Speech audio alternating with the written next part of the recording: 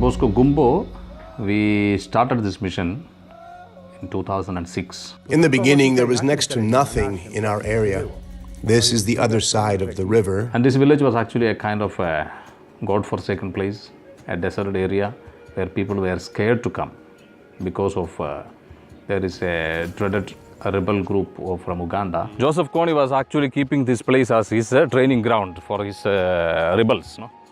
And they were also very ruthless. They were coming and fighting with the people, stealing and killing and mutilating people. National Army and even from Khartoum, they were trying to push them out from here.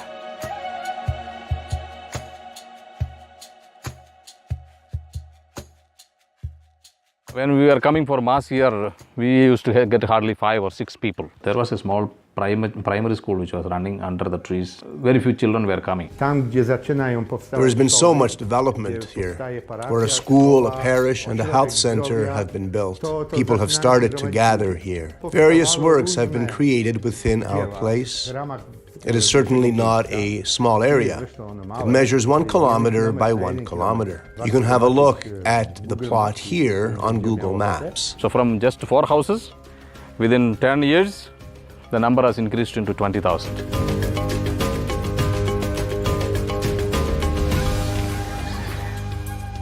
South Sudan is a rather young country, young in the sense of its status as an independent nation. Until then, we were together. Sudan and South Sudan, it was one country. It all started in the year 2011. After several years of war between Arabs and Christians, after huge devastation, finally the country regained its independence in 2011. And as ever, independence was a cause of great joy. All the people were energized, sharing plans and dreams.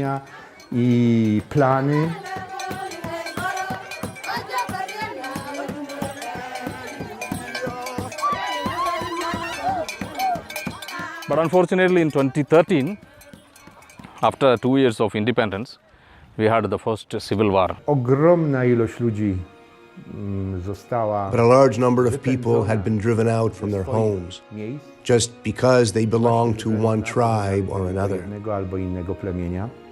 Many of them were killed and many others had been displaced and scattered to various locations. And the time when the war started, they took my father and my father, they went to Malacan, they start fighting there. The time when we are inside with my mother's house, some people, they come with the guns, they want to shoot at with my mother. Then my mother say, you leave my children.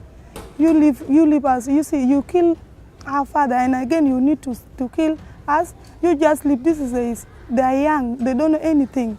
Then another person say, okay, it's not a problem, you can go. Then we run and they shoot our house. Everything, they shoot them and they burn our house. So during the war, our father was taken to the front line. Then he was wounded. After that, he was brought to Juba here in the military hospital. Then my mother said to us, let us go to Juba. That time, my mom came also, and all of us, we came together. When we were in the hospital and we have no place to stay. Even we cannot get anything to eat. My mother born us, we are 8. No person can help us. My father said that we should go because my father is a soldier. Since the war broke up, all those soldiers break our house where we stay, our area. So we got no place again to stay. I arrived due to the war that broke in Malacan. We just came here on our own. We are trying to escape the war, to lose one of my elder brother. Most of them, the husband died, and also most of them, their husband were wounded. They cannot able to take care of their children and what. Because they are not capable of work. And one image which stuck my mind and it has never gone out of my mind is I found a young child, maybe 6 years or 5 years old young girl coming with a plate in her hand, half-eaten food. And that half-eaten food is that she was taking the food, but that is the time the shooting started and everybody was running. So she could not leave the food behind, so she carried only that one. She carried that food and she was crying, she was coming into the compound. That image has not gone out of my mind even today.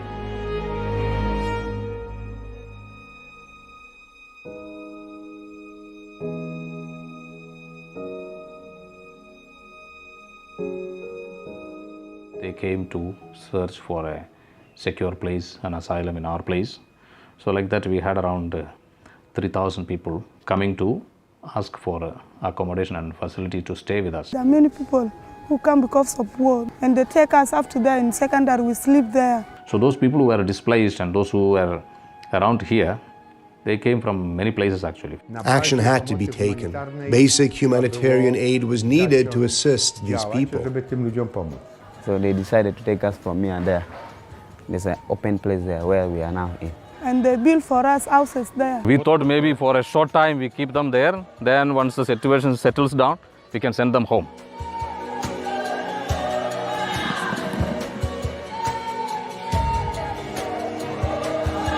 In 2016, there was also another bigger civil unrest broke out in Juba. It spread across the country, everywhere. And that single day when it happened, that was on 7th of July, 2016.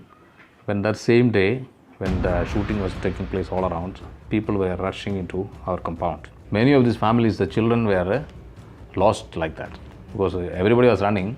So next day, when everybody got up from different places, they were looking for the family, looking for the babies. Since providentially everybody was within the compound, within short time they managed to find the members. But those who are coming from far, some of them come even from the city there, and they lost some of their family members. Lost means some were killed, but some others were not killed, but they were just lost on the way as they were rushing and running. And it took almost a month or so for some of them to really identify and get, because there were many different church compounds and other places they went. So then slowly people, those who were coming here and staying here, so that night we had over 30,000 people in our compound. So we opened the gate, the church was full with people, primary school and even secondary school. Wherever we had space, even our residence, all the space we had, even the veranda in front of our rooms, the veranda everywhere. After 10, 15, 20 days, they moved out into their own houses, but still we had over 15,000 people staying with us because they did not have any house. Some areas their houses were completely destroyed, many people in the house were killed, so they did not have anywhere to go to. The reason why we end up to be in the camp, that's because of war of 2013. There's a war that broke up there, here in Juba. Yeah, the whole family were all here. But at first we left my father there, and I came with my mother and the rest of my brothers and sisters. We left him there because we scattered ourselves. He ran in different direction and we went in different directions. So then my mom came and she was given a cat from that time. Then she went back to us there. She informed us that there is a place that I got where people are being registered. My mom came here and she was given a carpet and she constructed a small house when we were there. After that, when my father became okay, then all of us we came here.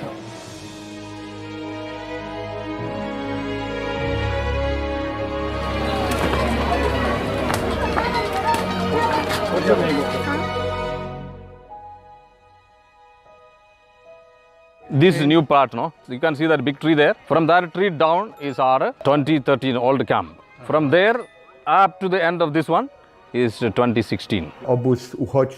We established a refugee camp, and due to the large number of people who had been there from the beginning, we looked for the best way to support them. What we do is actually, for all those registered families, we give them regular food ration, and the children who are studying in the school, so we give them a midday meal when they are in the school, and their children are in the school here, both primary, secondary and VTC. Wherever the kids are able to study, we give them a place. For the people in the camp, we also take care of their health and hygiene with our health center here. Whatever possible medical intervention we can do, we help them. Many people can get sick, but they can come here in this one, Don Bosco here in the hospital. Whenever we are giving this regular ration and regular medical assistance for the camp people, our own people from the parish, they come and complain sometimes. He says, Father, you are taking care of the IDPs. The people who are coming from far away, from other states, you take care of them. But we are also your children. We are just next door to you and next under your nose. but we are suffering and we don't get any support like that. So that pained us also a little bit, so that is why whenever we get some assistance, we also reach out to them, especially during the time of Christmas, Easter and things, because we cannot provide them regularly anything. Government knows that Don Bosco is running a camp and they are happy about it. We are taking care of the people, but they don't provide anything for sustenance of these people.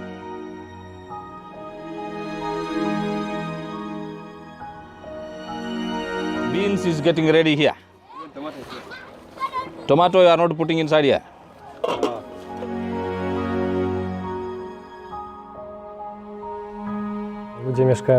People spend half their lives living in tents. And the tents, you can see, are very close together. You can see that there's no privacy here. I'm sleeping inside here. And how many of you are there? We are something like 4. That's my younger brother. Yeah, this is my mother. My mother is sleeping there. Your mother with all my sisters.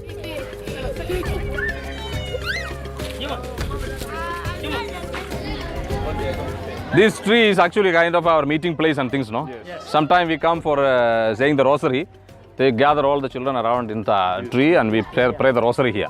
This food is not enough big. So most of them decided to go outside. In the morning, he can go there and bring firewood and he will sell out and we can buy something for us. The town is very difficult to get job and get money. Even if you work hard, but still you get less food for your kids. In some cases, people don't have enough money to build and make their own places to stay or to buy the land. Good. That is Moringa, okay? They are planting Moringa.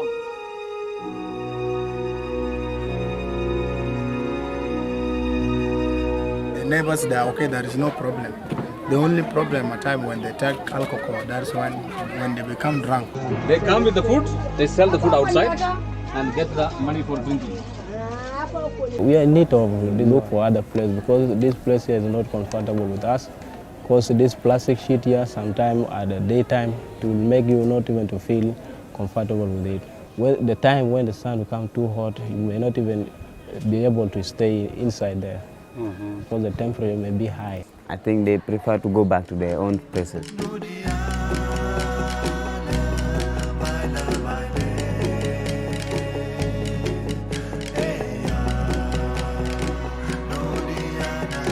I'm happy now because the time when we was in primary 1, we don't have uniform, we don't have food. So now they can cook for us for sure. We can eat, and they bring for us school uniform, and the distribution for us books. They can give us books. They can give us school bags. I cannot believe maybe I will be in school.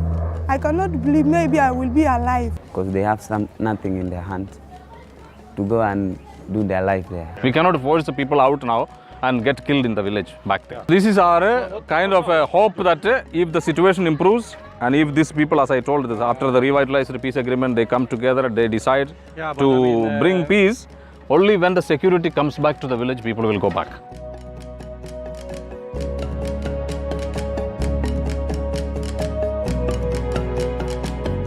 Often there are people who have been deeply wounded in so many ways because of the history of this place, because of their family background. These are families broken up by war and for no other reason. Many of these children simply do not know where their parents are. They know that their father fled to Ethiopia, but they do not know anything else about him. They hope that he is still alive, but even that is in no way certain. These children have seen so many horrible things, and they prefer not to talk about it, especially when it comes to killings and displacements. When it comes to other trauma related to the war, they consider it better to leave all things unsaid, and so they carry within them that heavy burden in silence. All that pain remains inside them. To w nich pozostaje. In my future, I want to be a doctor because I want to help some people. So that I want to tell some people so that they cannot remember the things that happened to them. So we are actually giving them a kind of a common identity. We tell them, learn to identify yourself as South Sudanese. That South Sudan is our identity. Our country requires that kind of a common identity where we can stand together and say, the one who is standing next to me, whether is from same tribe or whatever, but he is a South Sudanese, he or she is my brother or my sister. That kind of that feeling, that is what we are trying to promote in the school, and that is exactly what we are promoting even in our camp. We have 18 different tribes staying in the camp. Commonly here in South Sudan, people trust the church compound and the church. Even those people, those who are fighting, even the civil unrest, everyone has got a respect towards the church.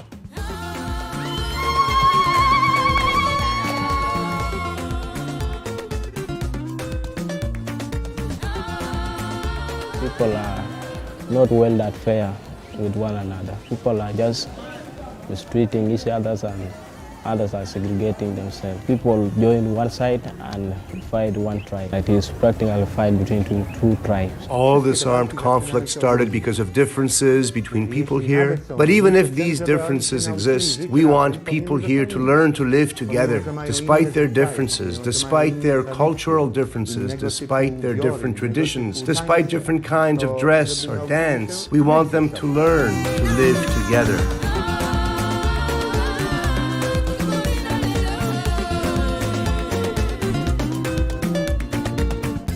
Because the church has not taken sides in anything, and the church is not going to take any sides with anyone.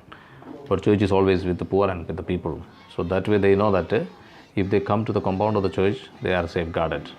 And normally police or armed soldiers won't come into the church compound to attack anyone. People found coming to the church compound is the only thing that can save their life.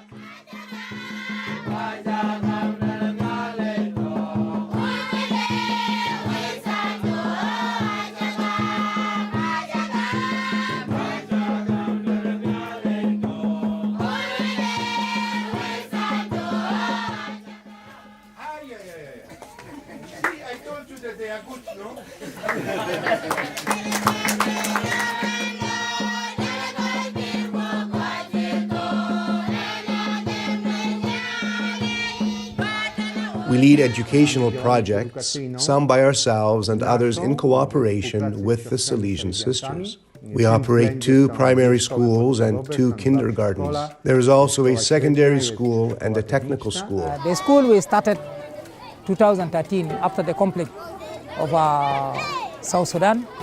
We have 2,000 people and we start 2 sections. One in the morning and another one afternoon. The school day begins with solemn prayer and then the singing of the South Sudan national anthem.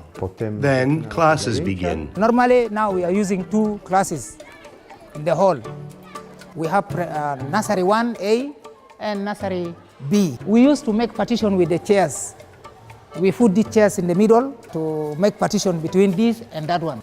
And as you see the class here, we have almost 128 pupils in the class. Every bench is supposed to be 3 people, 3 students. But at least now, 4 pupils in the bench. Po południu. Between 11 a.m. and 12 noon is the lunch break. Obiadowa. Now when we are going for the break, you can ring. This one is called break time.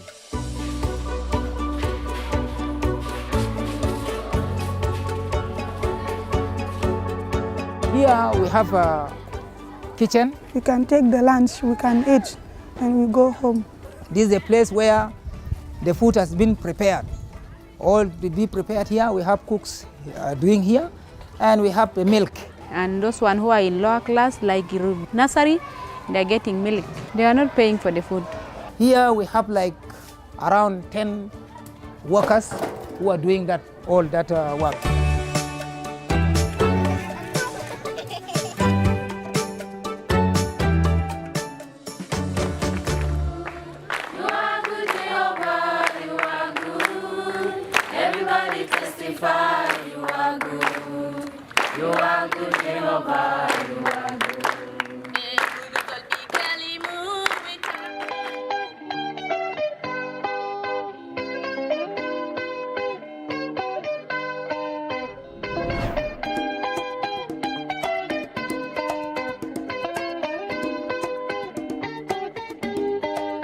we can have a look here.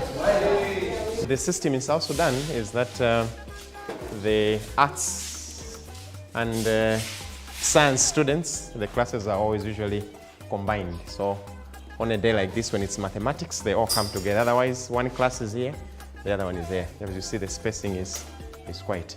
Hi, guys. Yeah, good. All right. So all the best. Yeah. We have many students who want to come to the school. Like when we are admitting in first year, you find those who come up to 800, but we can only take 100 students. And we send the 700 back, not because they're not able to, but we don't have space. Because normally class should have 40 students, but we are forced to have 60, 70. So definitely space is a need in the future. We use the trees under for study because we don't have a library where all the students can be. Good morning, everyone. Good morning. Yeah, continue. So this is senior 1A, a similar situation. So you see, the lower classes, we are basically 3 students on a desk.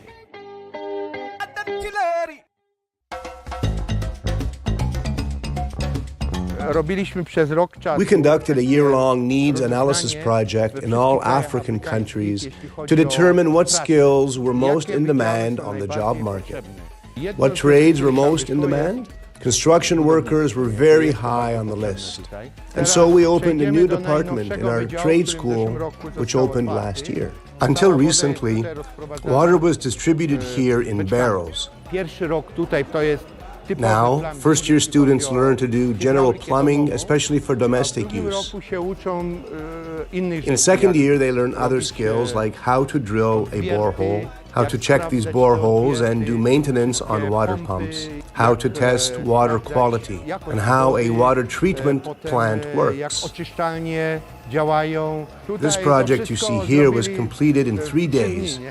And everything works just fine. Water is connected, the flush toilet works, everything is working.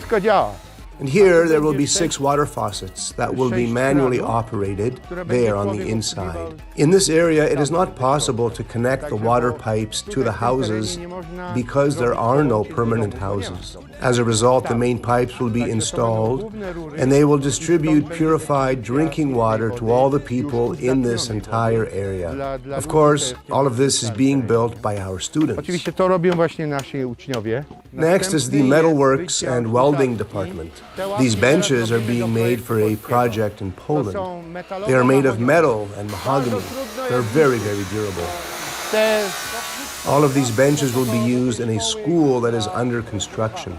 Our needs analysis identified electricians as the second most sought-after trade. A lot of students are enrolled in the electrical and automotive programs. They begin here, and then with all the practical experience they gain here, they move on to university. Students here acquire hands-on practical experience. They learn how to make various electrical connections and how to wire electrical panels. This is our automotive shop. People bring their cars here to be serviced. Students learn basic skills by working on model cars. This model was imported from India. And the students themselves just recently assembled it. Last year, I introduced a system that comes from the United States. It's called the Cisco system. We use Cisco as part of a course to teach networking, Cisco networking.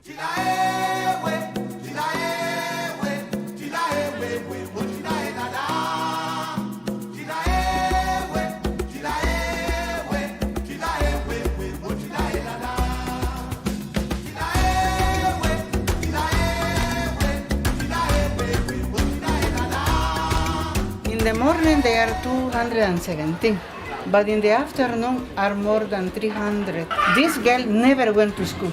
They bring from the village, so here is the primary school. So we have prepared a special program for them for 4 years. And every year they do 2 classes. So in 4 years they will finish primary. But apart from primary, they have practical for catering, bean cooking, for dressmaking and for agriculture. So when they finish primary, they have also practical in their hands.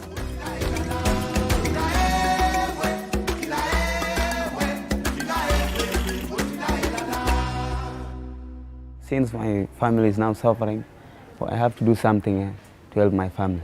Because for me, I know I can play football very well. That's my first thing.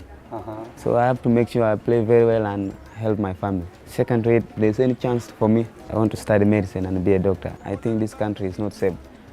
There will be no chance maybe for taking to interview you as a footballer to go and try something. My future plan, I need to become an engineer, mechanical engineer.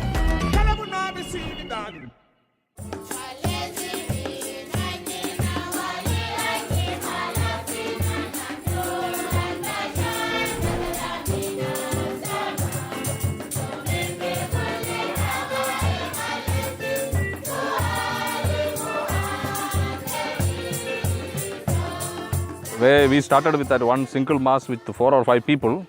Now we have 3 masses. Each of these masses is celebrated in a different language. The first is in the Bari language, the second in Arabic, and the third in English. All the 3 masses, the church is full, and sometimes even people are outside. Yeah.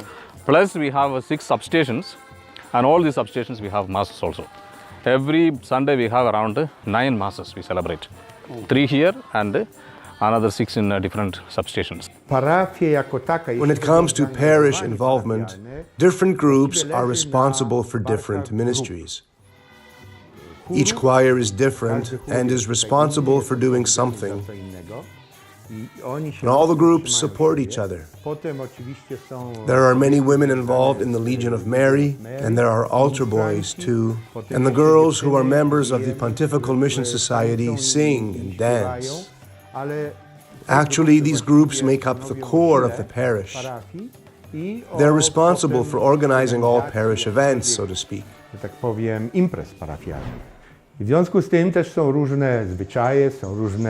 As a result, there are various customs, various songs, various musical styles. As you can see, the Arabic choir uses many musical instruments, including electronic ones. Unfortunately, since there's no electricity in this village, it's not possible to use them. And so they use more traditional instruments like drums. We pay special attention here to all the feast days of the Virgin Mary, trying to make them special in some way. Shorter processions take place within our compound, or longer processions that wind through the streets, so we can meet the local people where they live and encourage them to pray. Madam Maria, jure cu gracia, monie conus, dona foria kilena washe, sekia foria toro peleno Yesu. Salili aji, magel kuba, ya umimalia, ya So on Saturdays, we have no youth center in the evening. So we allow them to play in the morning. In weekend, we used to come to play basketball. But also it's good for them to rest their bodies a bit. But they don't rest. You see, like this boy, they'll just take the ball and shift.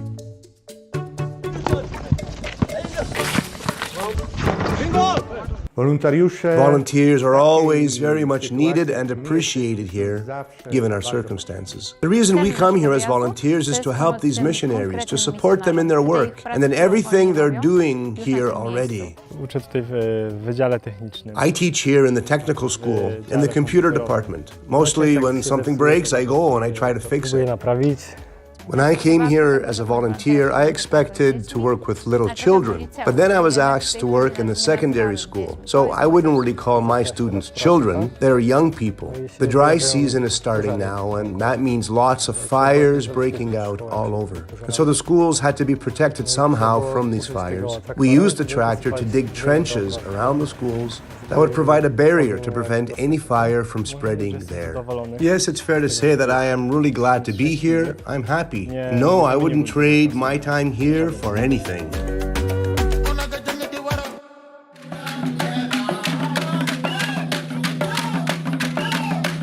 There are fewer opportunities here than in other countries for young people to attend big events in a stadium where they can dance and enjoy themselves. Here, that is just not possible for so many reasons. The social events that we create here are occasions for our young people to decompress just a little, to spend time doing something different, something fun, taking a break from their studies.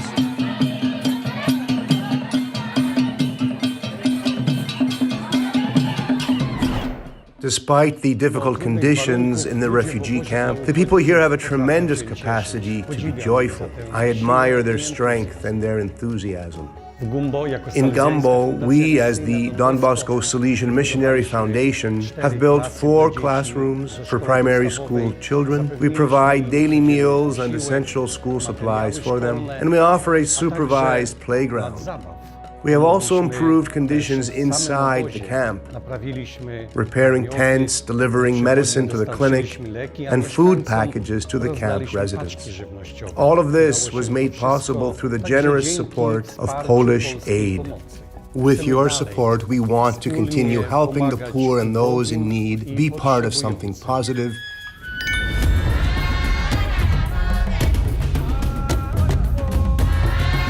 Support us and share with us together in our mission.